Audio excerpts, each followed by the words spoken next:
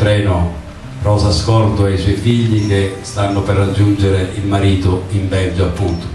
Ma durante la notte arriva la notizia di questa immane tragedia, lo treno dell'usura.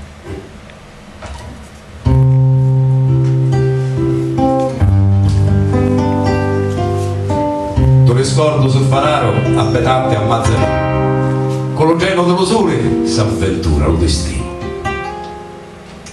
Che faceva a Mazzarino se il travaglio non ce n'era? Fece sciopero una volta e lo misero un galera. Una tana la sua casa, 4 ossa la moglie, e la fame lo cercava con le carte dell'usciere. 7 figli e la moglie, 8 buchi e 8 pazzi, e lo cuore un camione caricato di togliazzi. In Belgio un mese ora travagliava giorno e notte. Alla moglie ci scriveva: non mangiate fave cotte, con le solite carricine accanto a robbi e le lenzuola e le scarpe e le caruse per poter ir alla scuola. Le menere dello Belgio, le menere dei carboni sono neguri, come sangue del dragone. Tu le scordo un pezzo d'uomo, alla sera dorme solo, mentre il letto a piede fuori smaneava come un mulo. Con le femmine tentava, ma essendo analfabeta non aveva più incantarle le parole di poeta. E faceva penitenza, tu le scordo, nello Belgio, senza tonaca e nemmeno ci pareva un sacrilegio. Certe volte lo pensiero lo portava nel datana e lo cuore ci suonava a martorio la campana. Casi c'era la menescia, le patate o le fasole, nel datana c'era festa per la moglie e le figliole. Dopo un anno di patete finalmente si è decisi: moglie mia, piglia la roba, venite in questo paese. E partero madre e figli salutarono Mazzarino. I parenti più da presto ci facevano festino.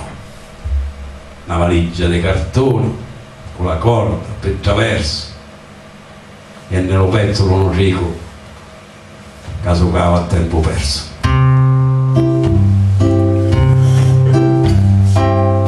La covata con la chiocca quando fu sopra lo treno sapeva se era in cielo, se toccava lo terreno, lo paese di lontano, ora chiana e ora scendi, e lo treno cavallava, senza le senza pinni, ogni tanto si fermava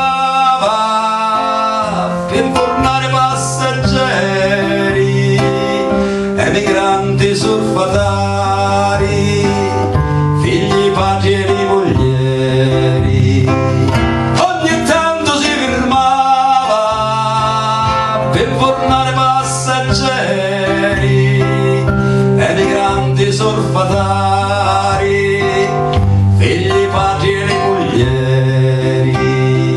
Ma che male si presentano le famiglie la sventura. L'emigrante e una famiglia fanno dentro l'avventura. Come nome? Rosa Scordo, un paese, Mazzarino, un naito, un naiamo, un navole lo destino. Quando venne la nottata, dopo Villa San Giovanni, una radio a transistoro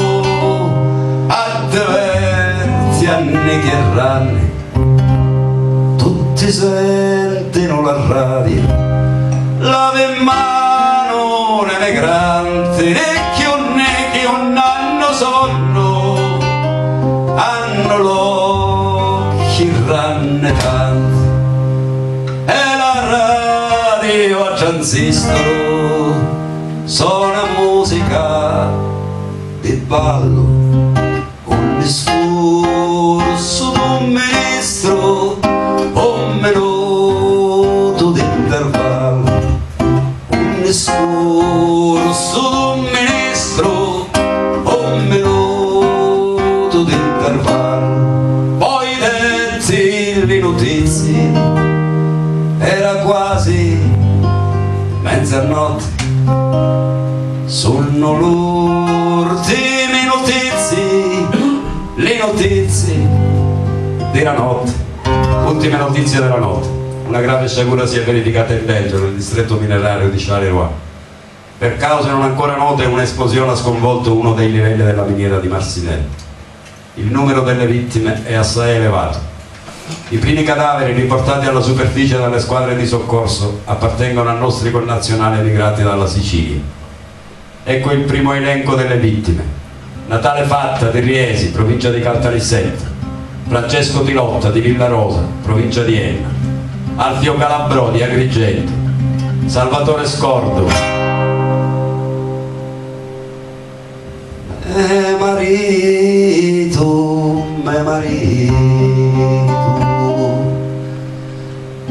marito, Rosa Chianci e voci, sangue e fuoco dentro l'occhi come lanci, una mano e 100 occhi, aggiumata come torcia si lamenta e l'ogni affonda dalle carni e se ne scorcia, e i figli cu capisci